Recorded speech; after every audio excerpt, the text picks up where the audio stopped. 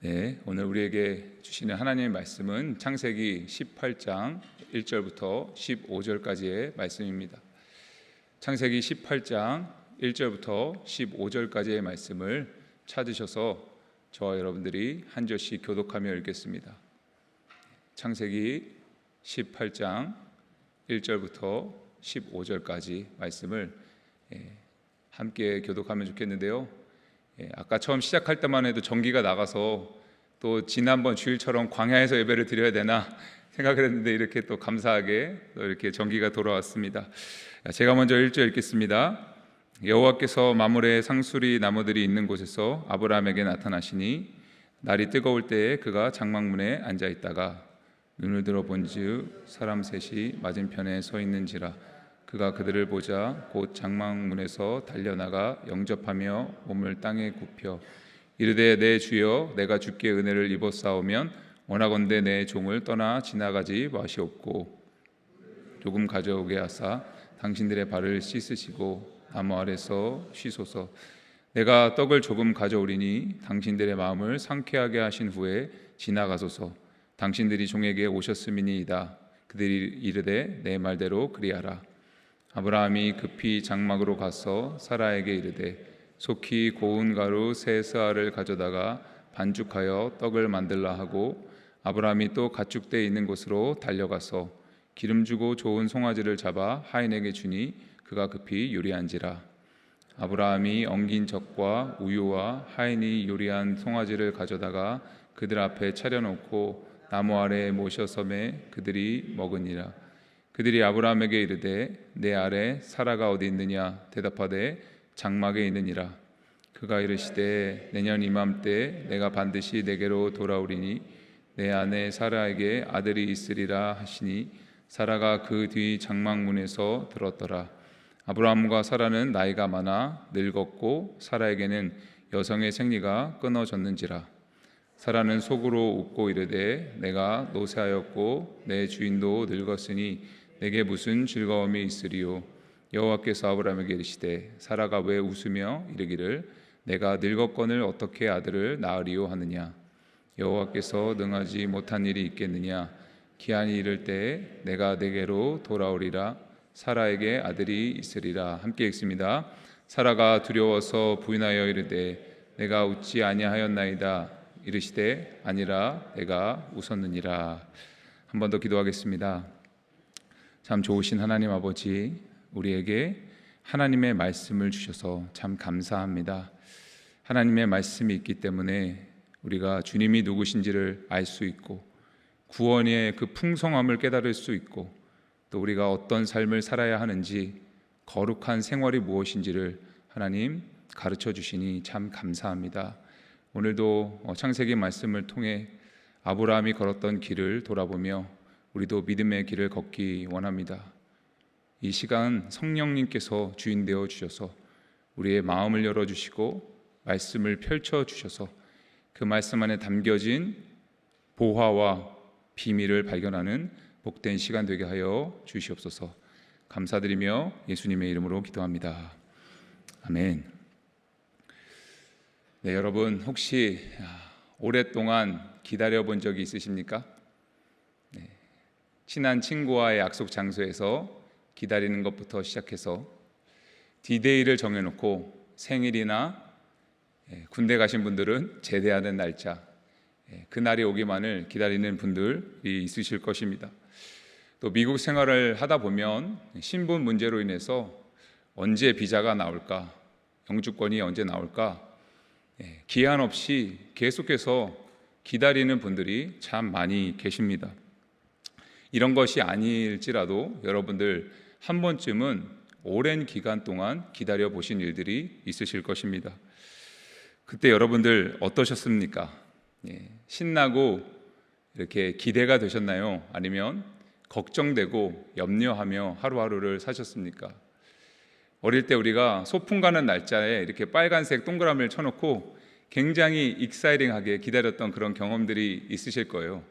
그런 기다림은 참 즐거운 기다림이죠. 그런데 대부분 우리 인생에서 만나는 기다림들은 기약이 없고 언제인지를 알 수 없어서 답답하고 때로는 두렵기까지 한 그런 기다림들이 우리 인생에 참 많은 것 같습니다. 믿는 자들에게도 그 기다림의 시간이 이렇게 피해가면 좋겠는데 예외가 아닌 것 같아요. 우리가 하나님을 믿고 예수 그리스도를 우리의 주님으로 고백하지만 또 하나님의 약속을 신뢰하지만 여전히 우리 마음 가운데 하나님, 이 시간이 언제까지 이어져야 되나요? 제가 언제까지 기다려야 합니까? 라고 하나님께 속상함을 토로할 때가 종종 있습니다. 기도할 때는 잠깐 마음이 편해지지만 다시 현실의 자리로 돌아오면 막막하고 또 하나님을 원망하게 되는 우리의 모습을 발견할 때가 있죠. 지난 창세기 17장에서 아브라함의 모습이 바로 그러했습니다. 그는 내가 너로 큰 민족을 이루겠다는 그 창세기 12장의 약속을 받고 자기의 본토 친척 고향을 떠났습니다. 믿음으로 떠났지만 10년이 지나고 20년이 지나고 24년이 지나도 하나님의 약속이 그 큰 약속이 이루어지지 않는 것 같은 그런 느낌 속에서 하루하루를 살았죠. 아들을 주신다고 하셨는데 이스마엘을 이렇게 얻은 후에 13년째 그 아들을 주신다는 약속도 이루어지지 않았습니다. 오랜 기다림에 지친 아브라함이 지난 17장에서 보니까 하나님이 다시 한번 말씀하셨을 때 비웃기까지 합니다. 이제는 현실주의자가 되어버린 것이죠. 하나님의 약속을 믿고 젊었을 때 원대한 꿈을 갖고 나갔지만 그게 이루어지지 않으니까 현실에 적응하면서 그래, 그 말은 이루어지지 않을 거야, 언제 이루어질지 몰라 하는 현실주의자가 되었죠. 그러나 하나님은 그분의 계획을 포기하지 않았습니다. 인간의 눈으로 봤을 때 5년, 10년은 굉장히 긴 시간입니다. 그런데 하나님은 10년을 넘어 20년을 넘어서도 하나님의 계획을 계속해서 이어가고 있었던 것이죠. 아브라함의 입장에서는 포기할 만한데 하나님은 아직 포기하지 않으셨던 것입니다.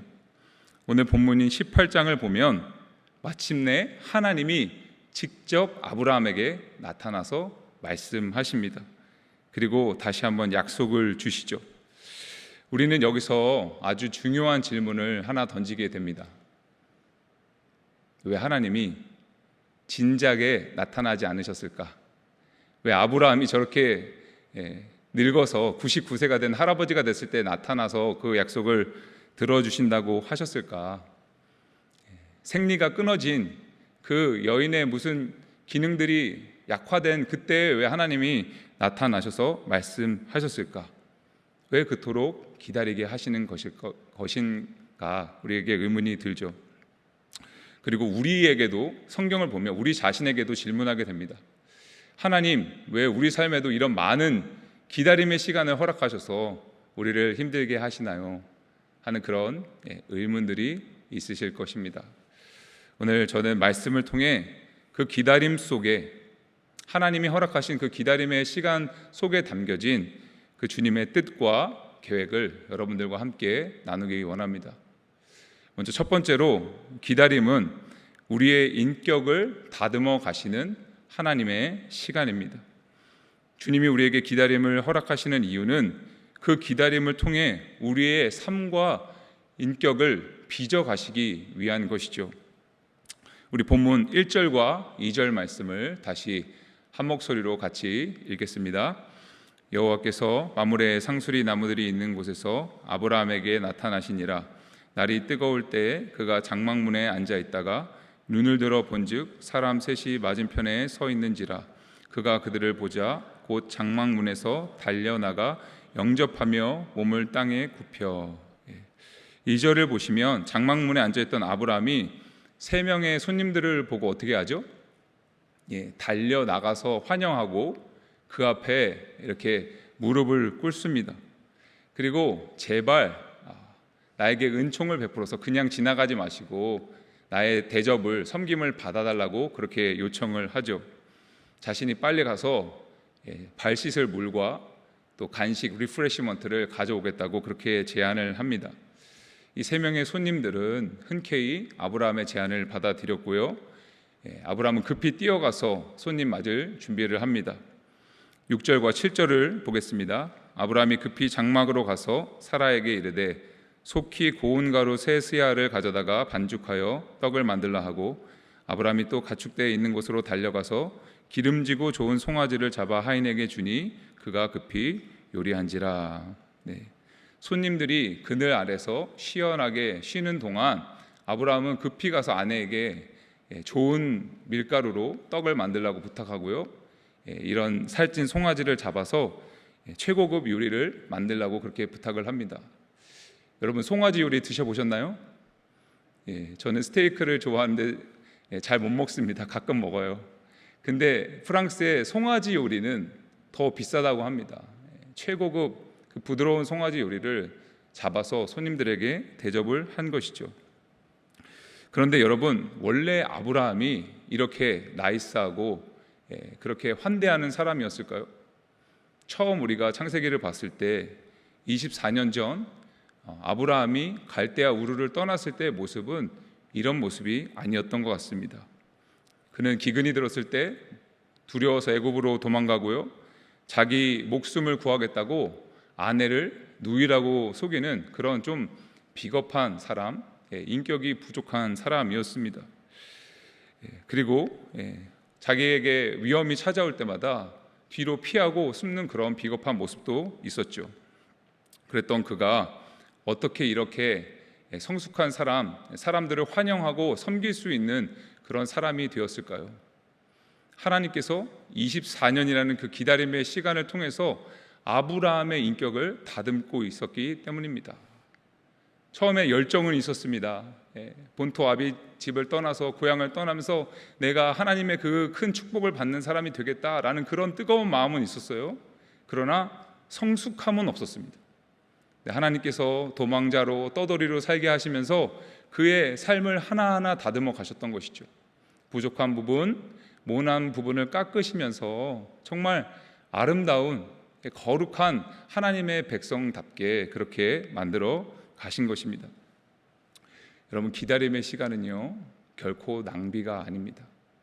하나님은 기다림을 통해서 우리를 다듬으시고 연단하세요. 여러분들 잘 아시는 그런 그 대나무가 있어요. 중국 동부지방에서 자라는 모소 대나무. 한 번쯤은 여러분들 뉴스나 다큐멘터리에서 아마 보셨을 겁니다. 이 대나무는요 씨앗이 뿌려진 후 4년 동안은요 아무리 물을 주고 가꾸어도요 싹 외에는 전혀 자라지 않습니다.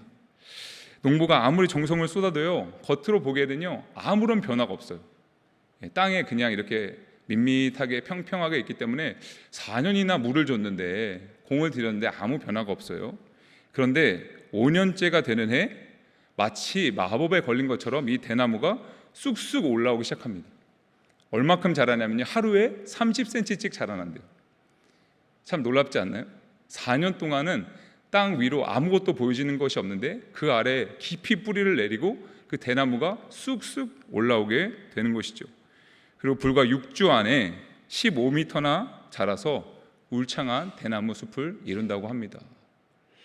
여러분, 그 기다림의 시간은요 우리 눈에 보이지 않습니다. 1년이 될 수도 있고 4년이 될 수도 있고 10년이 될 수도 있는 그 시간, 아무런 변화가 보이는 것 같지 않은 그런 시간들을 지나가지만 하나님께서는 그 안에서 이미 일하고 계시고 우리를 만들어 가시는 줄로 믿습니다. 그 기다림의 시간을 통해서 하나님께서는 우리를 성장시키시고 우리를 아름답게 만들어 가시는 것이죠. 우리는 약속의 성취라는 그 결과물을 빨리 보기를 원합니다. 하나님이 이렇게 약속하셨는데 빨리 그 일이 이루어졌으면 좋겠다. 하나님이 약속하신 거 내가 눈으로 봤으면 좋겠다. 그거를 원하죠. 그런데 하나님은 우리라는, 나라는 한 사람이 변화되기를 원하십니다. 축복받고 잘 되는 것이 목적이 아니라 나라는 한 사람을 하나님께서 거룩하게 예수님을 닮은 그런 인격의 사람으로 우리를 만들기 원하신다는 것이에요. 리더십의 대가이자 건강한 영성이라는 책을 쓴 피터 스카지로라는 목사님이 이렇게 말씀하셨습니다. 하나님은 우리의 조급함에 결코 쫓기지 않으신다. 주님은 결과물을 빨리 만들어내는 것보다 기다림을 통해 우리의 존재 자체를 거룩하게 변화시키는 것에 훨씬 더 관심이 많으시다. 여러분, 혹시 여러분들 가운데 기다림의 시간이 있으십니까? 참 지루하고 불편하고 때로는 고통스럽기까지 하는 그 기다림의 시간을 통해서 하나님께서는 아브라함과 같이 우리를 믿음의 사람으로 연단시키시는 줄로 믿습니다. 눈에 보이지 않지만 우리 안에서 하나님께서 계속해서 일하고 계세요. 우리의 인격이 아름답게 성숙하게 정말 많은 사람들을 품을 수 있는 복의 통로가 되도록 우리를 만들고 계십니다. 그 기다림의 시간을 믿음으로 잘 통과하시는 복된 저와 여러분들이 다 되시기를 주님의 이름으로 간절히 축복합니다. 하나님께서 우리를 기다리시게 하시는 두 번째 이유는요, 내 힘과 지혜가 완전히 꺾이고 오직 하나님의 전능하심만을 신뢰하게 하기 위함입니다. 기다림이란 나의 무능함을 깨닫고 주님의 전능을 깨닫는 학교와 같은 시간이죠. 식사를 하던 나그네들 중에 한 사람이 말을 하는데, 그 사람은 성경을 보시면 여호와 하나님께서 직접 현현에서 나타나신 그런 사람이었습니다. 우리 10절 말씀 우리 같이 한 목소리로 10절을 읽겠습니다. 그가 이르시되 내년 이맘때 내가 반드시 내게로 돌아오리니 내 아내 사라에게 아들이 있으리라 하시니 사라가 그들이 장막문에서 들었더라. 내년 이맘때 내가 돌아올 텐데 그때 네게 아들이 있으리라. 이 말을 들으니까 사라가 엿듣고 피식하고 웃습니다. 여러분, 이게 비웃음일까요? 아니면 헛웃음일까요? 하나님 말씀을 비웃는 게 아니라 아마 너무 어이가 없어서 그냥 헛웃음이 새어나온 것 같아요. 아니 하나님, 제가 지금 몇 살인지 아시죠? 이미 여성의 그 생리 기능이 다 끊어지고 출산을 할 수 없는 나이가 되었는데 저에게 아이가 생긴다니 그게 무슨 말입니까? 하면서 그냥 헛헛하게 그렇게 웃는 장면입니다. 여기 12절을 보시면요, 내가 노쇠하고 내 주인도 늙었으니 내게 어떻게 그런 출산의 기쁨이 있겠습니까? 하나님, 죄송하지만 그거는 말이 안 되는 이야기입니다 라고 이야기를 한 것입니다. 그런데 여러분, 주님께서는요 그 생각을 뒤집는 말씀을 하세요. 우리 13절과 14절 말씀을 다 같이 읽겠습니다. 여호와께서 아브라함에게 이르시되 사라가 왜 웃으며 이르기를 내가 늙었거늘 어떻게 아들을 낳으리요 하느냐. 여호와께서 능하지 못한 일이 있겠느냐. 기한이 이를 때에 내가 내게로 돌아오리라. 사라에게 아들이 있으리라. 하나님께서 아브라함에게 말씀하시죠. 사라가 왜 웃냐? 너 왜 웃니?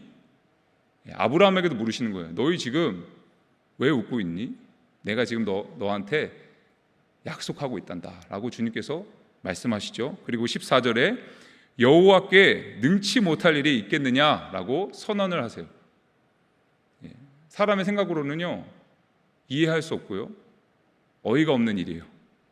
근데 하나님께서 뭐라고 말씀하시냐? 여호와께는 능치 못할 일이 없다라고 선포를 해버리시는 거예요. 그리고 내년에 왔을 때 반드시 너희 가정에 아들이 있을 것이다 라고 말씀합니다. 여러분, 여기에 기다림의 비밀이 있습니다. 왜 하나님은 아브라함이 99세가 될 때까지 기다리게 하셨을까요? 사라가 24년 동안 아이를 갖지 못해서 생리의 기능이 완전히 끊어질 때까지 하나님께서 참으셨을까요? 여러분, 조금이라도 인간의 힘으로 아기를 낳을 가능성이 있을 때 아들을 주시면요 반드시 아브라함과 사라는요 이렇게 말할 거예요. 우리가 노력해서 아이가 생겼다. 그렇죠? 조금이라도 가능성이 있으면 우리가 열심히 노력하고 우리가 뭐 좋은 약초를 먹고 좋은 음식을 먹고 건강 관리해서 우리가 낳았다라고 말을 할 수 있어요. 그런데 99세가 되고 여성의 모든 생리 기능이 끊어졌을 때 아이가 생겼다는 것은 인간이 내세울 수 있는 것이 단 1%도 없다는 것입니다. 온전히 하나님이 하셨다라는 고백을 받아낼 수밖에 없는 그 일을 주님께서 행하신 줄로 믿습니다. 하나님은요, 우리의 가능성이 0%가 될 때까지 기다리세요. 0%. 내 힘과 내 지혜, 내가 할 수 있는 어떤 가능성이 조금이라도 남아있으면 하나님은 기다리게 하십니다. 내 생각과 내 뜻이 완전히 가라앉았을 때, 내 힘으로 도저히 못한다라고 고백할 때 주님께서 비로소 그분의 전능하심을 나타내시기 때문입니다. 여러분 믿으십니까? 내가 완전히 낮아지고 내 힘으로 도저히 못한다고 고백할 때 하나님께서 비로소 역사하시는 것입니다. 사랑하는 우리 성도 여러분, 주님께서 여러분의 기도에 응답하지 않으시는 것처럼 느껴질 때가 있으시죠? 왜 하나님이 이렇게까지 기다리게 하실까? 너무너무 답답할 때가 저도 있어요. 조금만 빨리 들어주시지, 조금만 더 하나님 일찍 응답해 주시면 안 되나요? 그런데 이 기다림의 학교를 통해서 우리는 하나님의 그 전능하심과 살아계심을 온전히 배울 수 있습니다. 아마 여러분들 이미 경험해 보셨을 겁니다. 그 학교 졸업하신 분들 제가 보니까 많이 계신 것 같아요. 기다림의 시간을 통해서 하나님, 저는 진짜 못해요, 저는 할 수 없어요 라고 고백했을 때 하나님이 그분의 전능하심과 그분의 능력을 우리 삶 가운데 보여주시는 그 시간들이 있다는 것이죠. 남아공의 성자이자 신학자인 앤드류 머레이가 이렇게 말합니다. 하나님을 기다리는 시간은 결코 잃어버린 시간이 아니다. 그것은 하나님께서 우리 영혼 속에 그분의 생명과 능력을 채워 넣으시는 가장 확실한 충전의 시간이다. 하나님은 기다림의 시간을 통해 우리를 비워내시고 그분의 능력으로 채워주시는 줄로 믿습니다. 제가 이 이야기를 나누기가 참 조심스러운데요,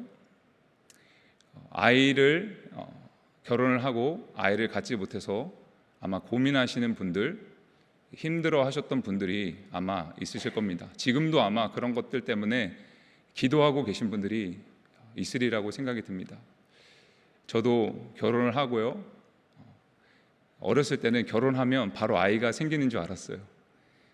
결혼을 하고 1년은 신혼의 시간을 보내야겠다, 2년째부터는 아이가 생겼으면 좋겠다라는 가능성을 열고 결혼하고 지냈는데 2년이 지나도 아이가 생기지 않더라고요. 3년이 지나도 아이가 안 생기고 4년이 지나도 안 생기고요, 5년이 돼도 안 생기더라고요. 5년이 넘어서 하나님께서 생명을 저희 가정에 허락해 주셨습니다. 제가 조심스럽다고 말씀드린 이유는 저의 경험이 모든 사람에게 똑같이 적용되지 않기 때문입니다. 저는 목회자로서 그때 기다림을 처음으로 배우게 되었습니다. 당연한 거라고 생각하고 빨리 이룰 수 있는 것이라고 믿었는데 내 힘으로 할 수 있는 게 아니더라고요. 생명의 주권자가 하나님이라는 것을 늘 입으로 고백했었는데 그 시간을 통해서 하나님께서 철저하게 배우게 하셨습니다. 생명의 주인은 정말 하나님이시구나. 아무리 의학의 도움을 받고 병원을 가고 어떤 것을 좋은 것을 한다 할지라도 주님께서 역사하시지 않으면 이루어지는 일은 없습니다. 그 기다림의 시간을 통해서 우리를 낮추시고 하나님의 전능하심을 경험하는 우리가 되기를 간절히 원합니다. 저는 이 말씀을 묵상하면서 이런 생각이 들었어요. 기다림의 시간에 우리가 참 인내하며 기다리는 것 같지만 그 시간에 하나님도 인내하며 기다리고 계신다는 사실입니다. 자녀를 키워보신 분들은 잘 아시죠? 아이들이 원하고 바라는 것이 있으면 잘 견디지를 못합니다. 떼쓰고 울고 때로는 엄마 아빠를 잡아당기고 할퀴기도 하고 소리 지르고 몸을 바닥에 뒹굴면서 달라고 막 그렇게 몸부림을 칩니다. 그런데 부모의 입장에서는 이거는 이 아이에게 바로 주어서는 안 된다, 힘들고 고통스럽지만 같이 기다려야 된다라는 생각이 들 때가 있어요. 그럼 어떻게 합니까? 아이가 아무리 보채도 wait, 기다려 라고 말을 하죠. 그거 기다리라고 말할 때 아이가 고통스러워하는 모습을 보면요, 부모도 같이 고통스럽습니다. 차라리 빨리 내주고 하라고 하면 마음이 편할 텐데 그 아이가 몸부림치는 모습을 보면 부모도 같이 괴로운 것이죠. 그러나 부모는 그 자녀를 너무나도 사랑하기 때문에 그냥 줄 수 없는 것입니다. 기다리게 하고 훈련시키고 또 그 아이의 마음 가운데 그것을 컨트롤할 수 있도록, 그리고 그것을 잘 누릴 수 있도록 기다리게 하는 그런 시간을 같이 겪어내는 것이죠. 여러분, 하나님께서는요, 우리를 사랑하시기 때문에 끝까지 참고 기다려 주시는 것입니다. 우리는 우리 입장에서만 생각해요. 하나님, 왜 이렇게 오래 기다리게 하세요? 저 힘들어 죽겠어요. 우리 입장에서만 말하는데 하나님 입장에서도 힘든 거예요. 너희들이 빨리 성장하고 성숙하고 변화되면 좋겠는데 나도 힘들다. 빨리 변화됐으면 좋겠다. 아마 주님께서 그런 마음으로 우리를 응원하시고 중보하고 계실 것입니다. 사랑하는 여러분, 말씀을 정리하겠습니다. 창세기 18장에서 우리가 발견하는 위대한 진리는요, 우리가 기다리는 것 같지만 하나님이 우리를 더 오래, 더 신실하게 기다리고 계신다는 사실입니다. 우리가 약속을 믿지 못할 때도 하나님은 우리를 믿고 계셨고요, 우리가 하나님의 약속의 말씀을 비웃고 있을 때도 하나님은 그 계획을 절대 포기한 적이 없으세요. 우리는 그 약속을 붙잡고 그 신실하신 주님을 닮아 우리의 인격이 변화되고 또 하나님의 전능하심을 배우게 되는 복된 저와 여러분들이 다 되시기를 주님의 이름으로 간절히 축원합니다. 함께 기도하겠습니다.